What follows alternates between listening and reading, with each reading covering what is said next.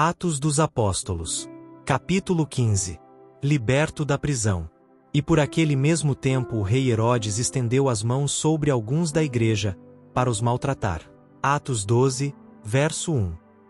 O governo da Judéia estava então nas mãos de Herodes Agripa, súdito de Cláudio, imperador romano. Herodes mantinha também o cargo de tetrarca da Galileia.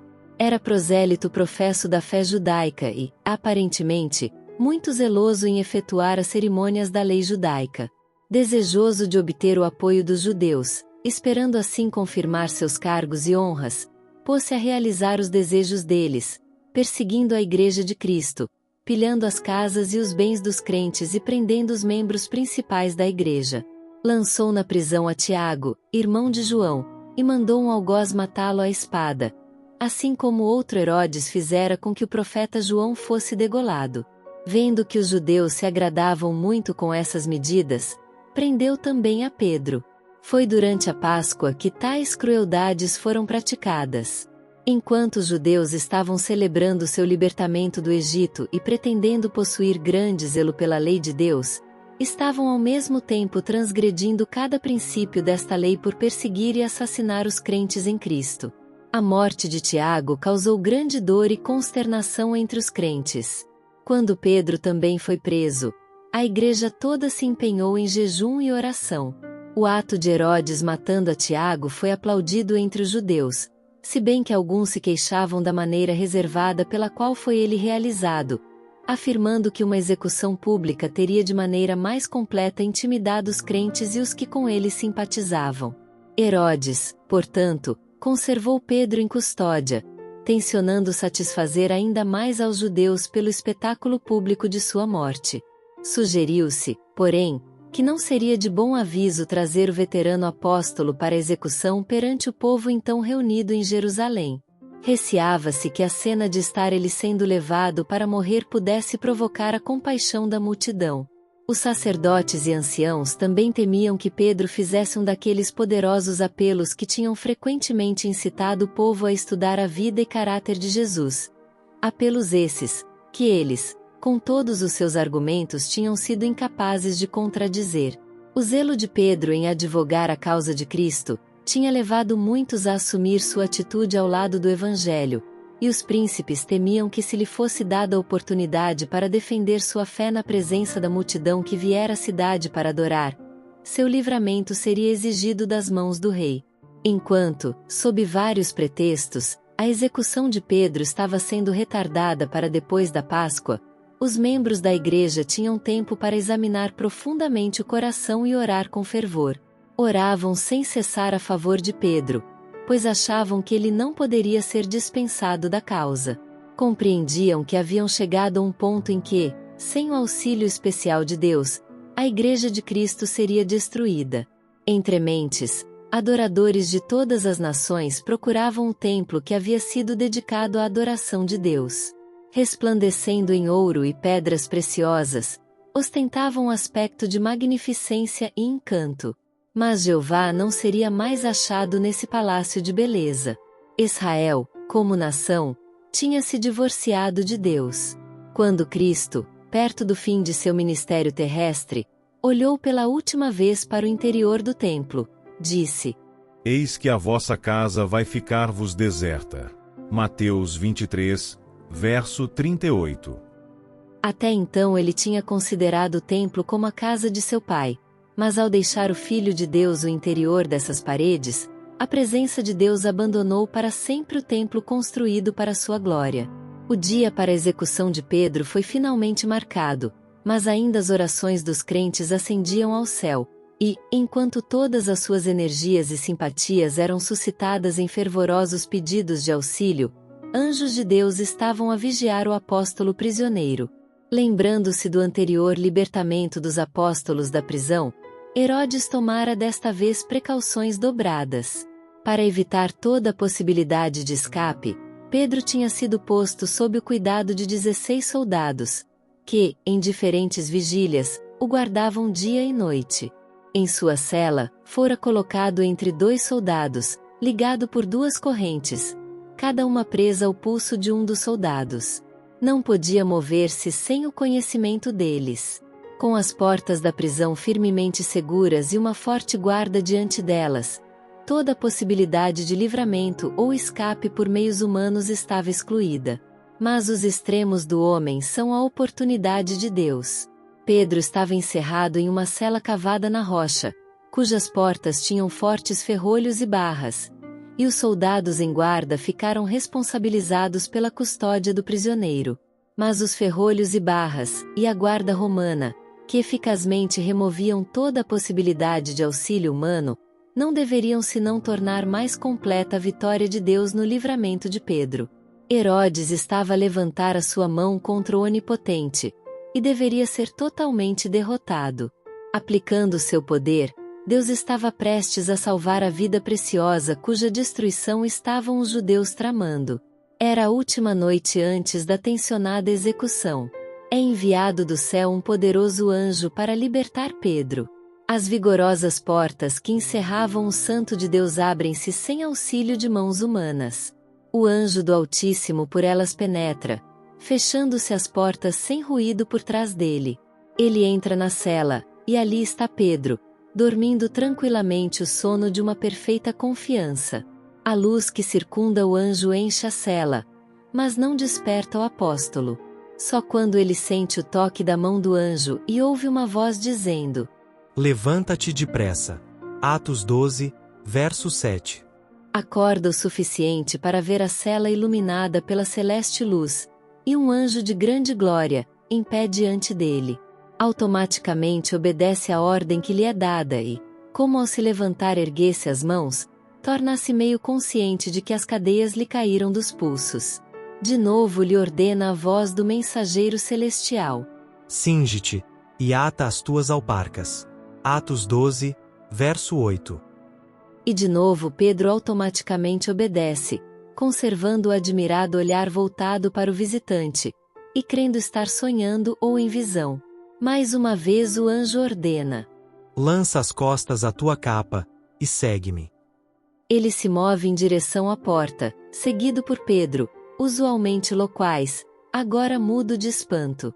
Passam pela guarda e chegam à porta, pesadamente aferrolhada, que por si mesma se abre, e imediatamente se fecha de novo, enquanto os guardas dentro e fora estão imóveis em seu posto.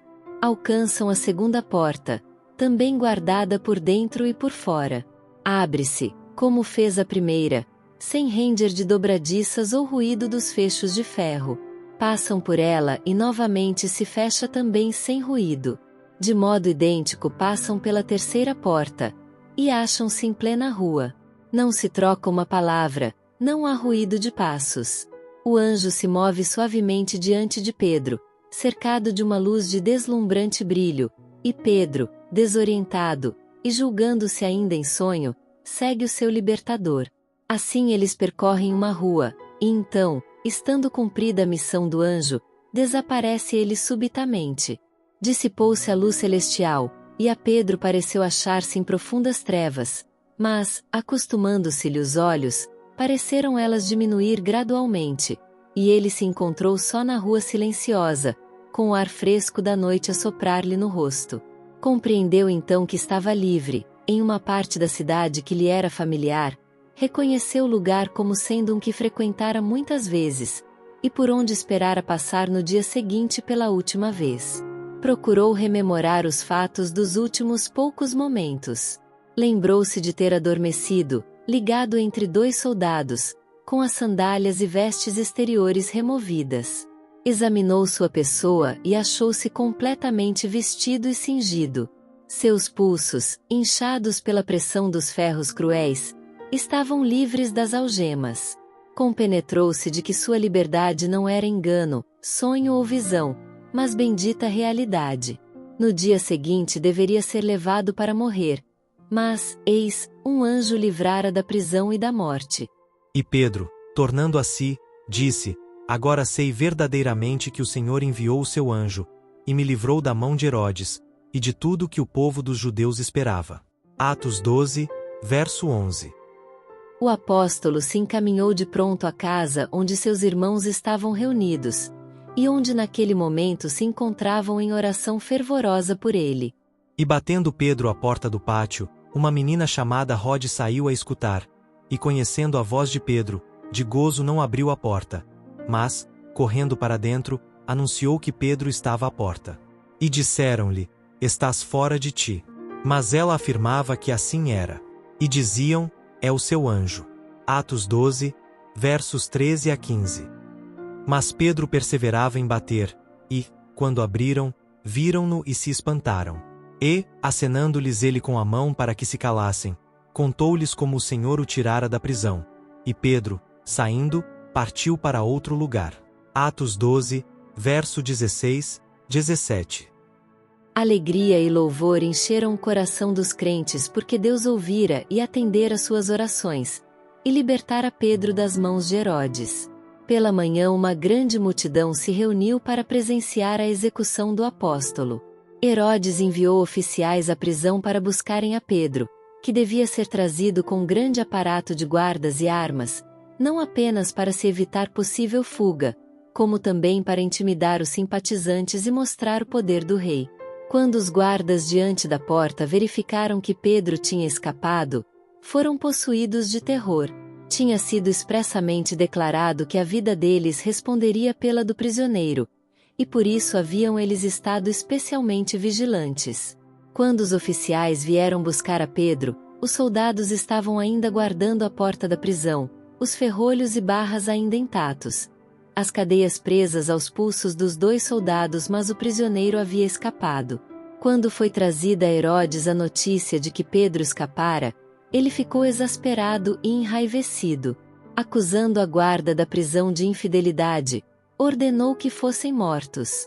Herodes sabia que poder humano algum havia livrado a Pedro, mas estava decidido a não reconhecer que um poder divino lhe frustrara o desígnio, e pôs em ousado desafio a Deus. Não muito tempo depois do livramento de Pedro da prisão, Herodes foi a Cesareia. Enquanto ali se achava, fez uma grande festa, destinada a provocar admiração e ganhar aplausos do povo. Compareceram à festa os amantes do prazer de todas as regiões, e houve muita glutonaria e bebedice. Com grande pompa e cerimônia Herodes apareceu diante do povo e se lhes dirigiu em eloquente discurso. Vestido em roupas cintilantes de prata e ouro, em que os raios do sol refletindo em suas luminosas dobras deslumbravam os olhos dos que o contemplavam, constituía ele uma figura magnífica. A majestade de sua aparência e a força de sua linguagem bem escolhida dominavam a assembleia com grande poder. Estando já seus sentidos pervertidos pelo beber e banquetear-se, ficaram deslumbrados pela ornamentação de Herodes, e encantados pelo seu porte e oratória, e, desenfreados pelo entusiasmo, cumulavam-no de lisonja, declarando que nenhum mortal poderia apresentar igual aparência, ou possuir eloquência tão surpreendente. Declararam mais que, conquanto houvessem sempre respeitado como governador, dali em diante o adorariam como a um deus. Alguns daqueles cujas vozes agora eram ouvidas a glorificar um vil pecador, fazia poucos anos haviam levantado o grito frenético: fora com Jesus! Crucifica-o! Crucifica-o! Os judeus tinham se recusado a receber a Cristo, cujas vestes, toscas e muitas vezes sujas pelas viagens, cobriam um coração de amor divino. Seus olhos não podiam discernir, sob o humilde exterior, o Senhor da vida e da glória. Embora o poder de Cristo fosse revelado diante deles em obras que nenhum mero homem poderia fazer, estavam, porém, prontos a adorar como a um Deus, o altivo Rei, cujas esplêndidas vestes de prata e ouro cobriam um coração corrupto e cruel. Herodes sabia que não merecia nenhum dos louvores e homenagens que lhe eram tributados, todavia aceitou a idolatria do povo como se lhes fosse devida. Seu coração saltou de triunfo e um lampejo de orgulho satisfeito espalhou-se-lhe pelo rosto ao ouvir a aclamação: voz de Deus, e não de homem. Atos 12, verso 22. Subitamente, porém, sobreveio-lhe uma terrível mudança. Seu rosto se tornou pálido como a morte e contorcido pela agonia. Grandes gotas de suor lhe brotaram dos poros. Ficou por um momento como que traspassado de dor e terror, Então, volvendo a face branqueada e lívida para seus amigos tomados de horror, exclamou em tom rouco e desesperado: aquele que exaltastes como um Deus, é ferido de morte. Sofrendo a mais cruciante angústia, foi retirado daquela cena de orgia e ostentação. Um momento antes ele tinha sido o alvo orgulhoso do louvor e adoração daquela vasta multidão. Agora se compenetra de que se acha nas mãos de um governador mais poderoso do que ele próprio. Remorsos o apanham. Lembra-se de sua implacável perseguição aos seguidores de Cristo. Lembra-se de sua ordem cruel para matar o inocente Tiago, e seu intento de tirar a vida ao apóstolo Pedro. Recorda-se de como em seu desgosto e decepcionada raiva tirara uma injusta desforra dos guardas da prisão. Sentia que agora Deus estava a tratar com ele, o implacável perseguidor. Não encontrava alívio para a dor do corpo nem para a angústia do espírito, e nem esperava encontrar. Herodes conhecia a lei de Deus, que diz: não terás outros deuses diante de mim. Êxodo 20, verso 3. E sabia que, aceitando a adoração do povo, enchera a medida de sua iniquidade e acarretara sobre si a justa ira de Jeová. O mesmo anjo que viera dos palácios reais para libertar a Pedro, fora o mensageiro da ira e juízo a Herodes. O anjo tocou em Pedro para o despertar do sono. Foi com um contato diferente que ele feriu o ímpio rei, derribando seu orgulho e trazendo sobre ele o castigo do Todo-Poderoso. Herodes morreu em grande angústia de espírito e corpo, sob o juízo retributivo de Deus. Esta demonstração de justiça divina teve uma influência poderosa sobre o povo. As novas de que o apóstolo de Cristo fora miraculosamente liberto da prisão e da morte, enquanto seu perseguidor fora atingido pela maldição de Deus, foram levadas a todos os países, e vieram a ser o meio para se levarem muitos a crer em Cristo. A experiência de Filipe, incumbido por um anjo do céu de ir ao lugar onde encontrou alguém que procurava a verdade, a experiência de Cornélio, visitado por um anjo com a mensagem de Deus, de Pedro na prisão e condenado à morte conduzido por um anjo liberdade. Tudo mostra a intimidade da ligação entre o céu e a terra. Para o obreiro de Deus, o relato destas visitas de anjos deve trazer força e coragem. Hoje, tão verdadeiramente como nos dias dos apóstolos, mensageiros celestiais estão a passar por todo o comprimento e largura da terra, procurando consolar os tristes, proteger os impenitentes, ganhar o coração dos homens para Cristo. Não os podemos ver pessoalmente, não obstante estão conosco, guiando-nos, dirigindo-nos, protegendo-nos. O céu se aproxima da terra por meio daquela escada espiritual cuja base está firmemente plantada na terra, enquanto seu último degrau atinge o trono do Ser Infinito. Anjos estão constantemente subindo e descendo por esta escada de fulgurante brilho, levando as orações dos necessitados e angustiados ao Pai, no alto, e trazendo bênção e esperança, coragem e auxílio aos filhos dos homens. Esses anjos de luz criam uma atmosfera celestial em redor da alma, erguendo-nos para o invisível e eterno. Não lhes podemos contemplar as formas com nossa vista natural, somente pela visão espiritual podemos distinguir os seres celestiais. Somente o ouvido espiritual pode ouvir a harmonia de vozes celestiais. O anjo do Senhor acampa-se ao redor dos que o temem e os livra. Salmos 34, verso 7.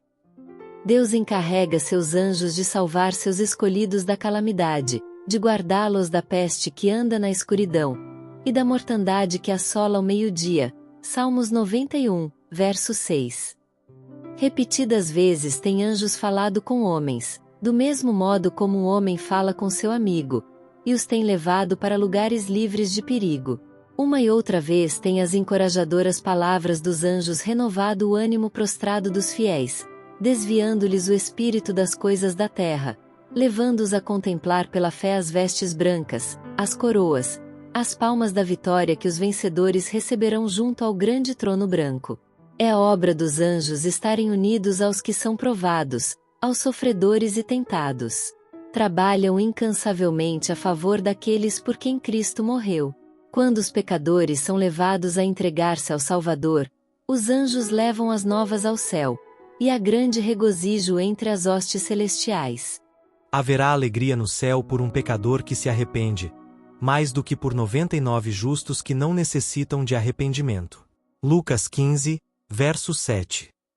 Um registro é levado ao céu, de todo o esforço bem-sucedido de nossa parte para dissipar as trevas e propagar o conhecimento de Cristo. Ao ser a ação referida diante do Pai, fremente alegria toma posse de toda a multidão celestial. Os principados e potestades do céu estão observando a luta em que, sob circunstâncias aparentemente desanimadoras, os servos de Deus se acham empenhados.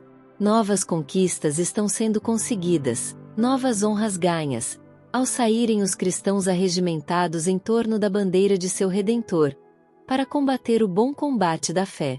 Todos os anjos celestiais estão ao serviço do humilde e crente povo de Deus, e, ao entoar o exército de obreiros do Senhor, seus cânticos de louvor aqui na terra, o coro celestial une-se com eles no louvor a Deus e a seu Filho. Precisamos conhecer melhor do que conhecemos a missão dos anjos. Convém lembrar que cada verdadeiro Filho de Deus tem a cooperação dos seres celestiais. Exércitos invisíveis, de luz e poder, auxiliam os mansos e humildes que creem nas promessas de Deus e as reclamam. Querubins, serafins e anjos magníficos em poder, estão à destra de Deus, sendo todos eles espíritos ministradores, enviados para servir a favor daqueles que hão de herdar a salvação. Hebreus 1, verso 14.